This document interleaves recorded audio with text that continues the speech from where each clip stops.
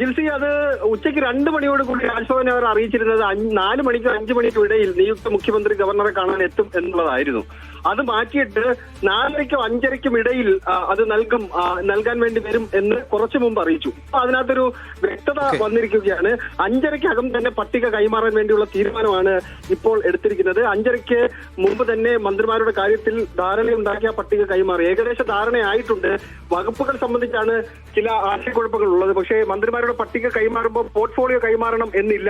അത് സത്യപ്രതിജ്ഞ കഴിഞ്ഞതിന് ശേഷം പോർട്ട്ഫോളിയോ കൈമാറി പിന്നീട് ഗവർണർ വിജ്ഞാപനം ഇറക്കിയാൽ മതിയാകും. അങ്ങനെ വല്ല തർക്കമുണ്ടെങ്കിൽ അത് പിന്നീട് പരിഹരിക്കും. ആദ്യം മന്ത്രിമാരുടെ എണ്ണം തീരുമാനിച്ച് നൽകണം. ആ ഒരു പ്രോസസ്സിലേക്ക് കോൺഗ്രസ് അവസാന ഘട്ടത്തിലേക്ക് ക്ലൈമാക്സിലേക്ക് കോൺഗ്രസ് എത്തിച്ചേർന്നിരിക്കുന്നു എന്നുള്ളതാണ് ഇപ്പോഴുള്ള ഏറ്റവും പ്രധാനപ്പെട്ട വിവരം. 5:30ക്ക് മുമ്പ് BDS സർക്കാരിന്റെ മന്ത്രിമാരെ തീരുമാനിച്ച് ഗവർണർ രാജേന്ദ്ര അർലേക്കറിന് ആ പട്ടിക കൈമാറും. ജിൽസി, ശരി, 5:30 മുമ്പായി ഗവർണർ രാജേന്ദ്ര അർലേക്കർക്ക് പട്ടിക കൈമാറാൻ പോവാണ്. ഇനി ടെസ്റ്റൊന്നുമില്ല, കിട്ടിയവർ ഇനി ഈ പട്ടികയിൽ തീരുമാനിക്കപ്പെട്ട ആളുകൾ ഭാഗ്യവാന്മാർ, സന്തോഷം അനുഭവിക്കുന്നവർ. ഇനിയിപ്പോ ഒരു മാറ്റിമറിച്ചില്ലയോ അവസാന നിമിഷം കയറാൻ കഴിയുമെന്ന് പ്രതീക്ഷിക്കുന്ന ആർക്കും ഇനി സ്പേസ് ഇല്ലാന്ന് തോന്നുന്നു. കാരണം അത് സീൽ ചെയ്തിരിക്കുന്നു അല്ലേ? നമ്മൾ ഈ എല്ലാവരും തൃപ്തരാണെന്നൊക്കെ പറയുമ്പോഴേ ചില വാർത്തകൾ കുറ്റ്യാടിന്ന് വരുന്നുണ്ട്. കാരണം പാറക്കൽ അബ്ദുള്ള മന്ത്രിയാകുമെന്ന് നമ്മൾ പ്രതീക്ഷിച്ചിരുന്നു. പക്ഷെ അദ്ദേഹത്തിന് മന്ത്രിസ്ഥാനം കിട്ടിയിട്ടില്ല. അതുകൊണ്ട് തന്നെ കുറ്റ്യാടിയിൽ വലിയ പ്രതിഷേധം യൂത്ത് ലീഗ് നടത്തുന്നു എന്നുള്ളതാണ്. അപ്പോ കോഴിക്കോട്ടെ പ്രവർത്തകർ അല്പസമയം കഴിക്കാൻ ഒരു ഷോപ്പിൽ കയറിയില്ലേ, അവിടെ ചോദിച്ചു നമ്മളോട് കുറ്റ്യാടിയിൽ നിന്നുള്ളവരാണ്. അവർ പാറക്കൽ അബ്ദുള്ള മന്ത്രിയാകുമെന്ന് പ്രതീക്ഷിച്ച് വന്നവരാണ്. ഇപ്പൊ ടിവിയിൽ കാണുന്നു പാറക്കൽ അബ്ദുള്ള മന്ത്രിയാവില്ല എന്ന് പറയുമ്പോൾ വല്ലാത്തൊരു തരം അസ്വസ്ഥതയും നിരസവും അതിൽ കാണാമായിരുന്നു. അത് പ്രതിഫലിക്കുന്നുണ്ടാവും അവിടെ.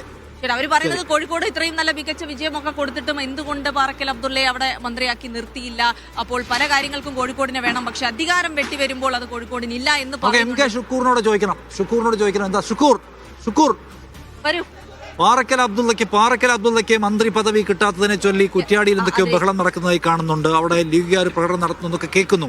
എന്താണ് പാറക്കൽ അബ്ദുള്ള ഉറപ്പായും വിചാരിക്കപ്പെട്ട ആൾ അങ്ങനെ ഒഴിവാക്കപ്പെടാനുള്ള കാരണം എന്താണ്?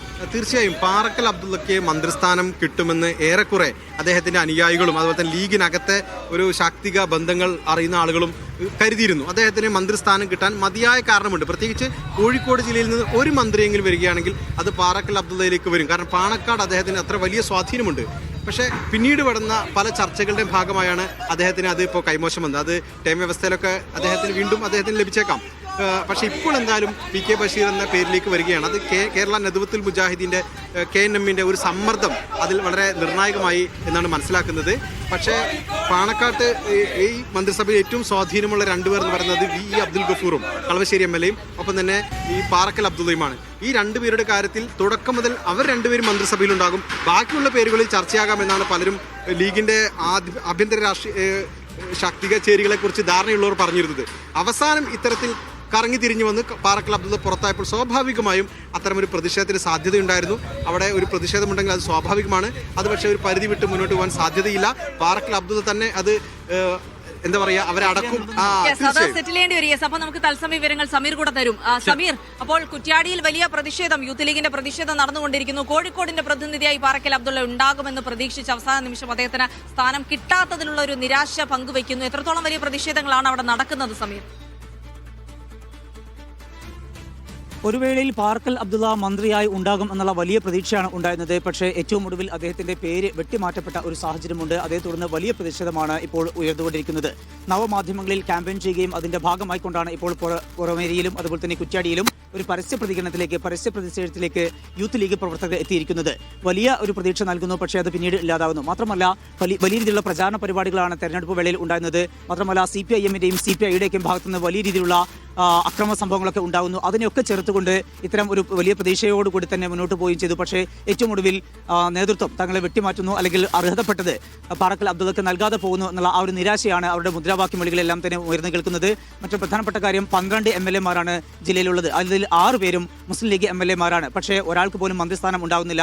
അതിലുള്ള ഒരു നിരാശ വലിയ രീതിയിൽ പ്രകടമാവുകയാണ്. അതിന്റെ ഭാഗമായിക്കൊണ്ടാണ് ഇപ്പോൾ ഈ പരസ്യ പ്രതിഷേധത്തിലേക്ക് യൂത്ത് ലീഗ് പ്രവർത്തകരും അതുപോലെ ലീഗ് പ്രവർത്തകരും എത്തിയിരിക്കുന്നത്. ഏതായാലും വരും മണിക്കൂറുകളിലും കൂടുതൽ പ്രതിഷേധത്തിലുള്ള സാധ്യത തന്നെയാണ് ഉള്ളത്. ഇപ്പോൾ കുറ്റ്യാടിയിലും പുറമേരിയിലുമാണ് കണ്ടെത്ത നിരാശയുണ്ട്. സ്വാഭാവിക നിരാശയാണ്. കാരണം കോഴിക്കോട് ജില്ലയ്ക്ക് മന്ത്രിയില്ല. കോഴിക്കോട് ജില്ലയിൽ 6 MLA-മാരുണ്ട്. 6 MLA-മാർ പറയുമ്പോൾ കുന്നമംഗലം അവർ പിടിച്ചെടുത്തു. ശ്രദ്ധിക്കേണ്ട കാര്യം, സൗത്ത് അവർ പിടിച്ചെടുത്തു. പേരാമ്പ്ര ലീഗിനെ സംബന്ധിച്ച് ലീഗ് ഐതിഹാസികമായ വിജയമുണ്ടാക്കിയിട്ടുള്ള ഒന്നാണ്. കോഴിക്കോട് ജില്ലയിൽ UDF-ന്റെ ആകമാനം വിജയത്തിന് കോൺട്രിബ്യൂട്ട് ചെയ്തു ലീഗ് വർത്തനമാണ്. എന്തുകൊണ്ട് കോഴിക്കോടിന് മന്ത്രിസ്ഥാനമില്ല എന്നുള്ള സ്വാഭാവികമായിട്ടുള്ള ചില പ്രതിഷേധങ്ങൾ അത് പരിഗണിക്കപ്പെട്ടില്ല എന്ന് പറയുന്ന ഒരു നിരാശ ലീഗുകാർക്ക് ഉണ്ടാകുന്നത് സ്വാഭാവികമാണ്. മുസ്ലിം ലീഗിന്റെ ദേശീയ സംസ്ഥാന നേതൃത്വം അതെങ്ങനെയാണ് സെറ്റിൽ ചെയ്യുക എന്നത് കാത്തിരുന്ന് കാണണം. പാറക്കൽ അബ്ദുള്ള ഡിസേർവിംഗ് അദ്ദേഹം ഒരു ഘട്ടത്തിൽ അദ്ദേഹത്തിന്റെ പേര് സജീവമായി പരിഗണനയിൽ ഉണ്ടായിരുന്നു. പിന്നീട് അത് പോയതിലുള്ള ഒരു നിരാശ കൂടിയാണ് ആ പ്രവർത്തകർ കാണുന്നത്. പക്ഷെ അതിനപ്പുറത്ത് കോഴിക്കോട് ജില്ലയുടെ പ്രാതിനിധ്യം അവിടെ പോകുന്നു എന്നുള്ളത് കൂടെ വലിയ വിഷയമാണ്. അതുകൂടി ലീഗിനെ സംബന്ധിച്ചത് പ്രധാനമാണ്. ഒരു സാധാരണ ജില്ലയല്ല കോഴിക്കോട് ജില്ല. കോഴിക്കോട് ജില്ല ലീഗിന്റെ ആസ്ഥാനം ഇരിക്കുന്ന സ്ഥലമാണ്. അതെ, അവിടെ ഒരു മന്ത്രി ഇല്ല എന്ന് പറയുമ്പോൾ സ്വാഭാവികമായിട്ടും എവിടെയാണ് കാര്യങ്ങളൊക്കെ മാറി മറിഞ്ഞത് എന്നുള്ള കാര്യം കൂടെ ചിന്തിക്കണം. ആ രീതിയിലുള്ള ഒരു പ്രതിഷേധമാണ് അവിടെ വരുന്നത്. പക്ഷെ അത് അധികം വൈകാതെ സെറ്റിൽ ചെയ്യുമായിരിക്കും. പക്ഷേ അപ്പോഴും ആ പ്രശ്നം അവിടെ നിൽക്കുന്നുണ്ട്. കോഴിക്കോട് ജില്ലയ്ക്ക് പ്രതിനിധി ഈ മന്ത്രിസഭയിൽ ഉണ്ടാകില്ല എന്നുള്ള ഒരു പ്രശ്നം അവിടെ നിൽക്കുന്നുണ്ട്. പക്ഷേ അങ്ങനെ വിശദീകരിക്കുമായിരിക്കും. UDF-ന്റെ പേപ്പർ കൊടുത്തതിന് ശേഷം മന്ത്രിമാരുമായി ബന്ധപ്പെട്ട ചോദ്യങ്ങൾക്കെല്ലാം മറുപടി തരികയും വിശദീകരിക്കുകയും ചെയ്യാമെന്നാണ് മുസ്ലിം ലീഗ് അറിയിച്ചിട്ടുള്ളത്.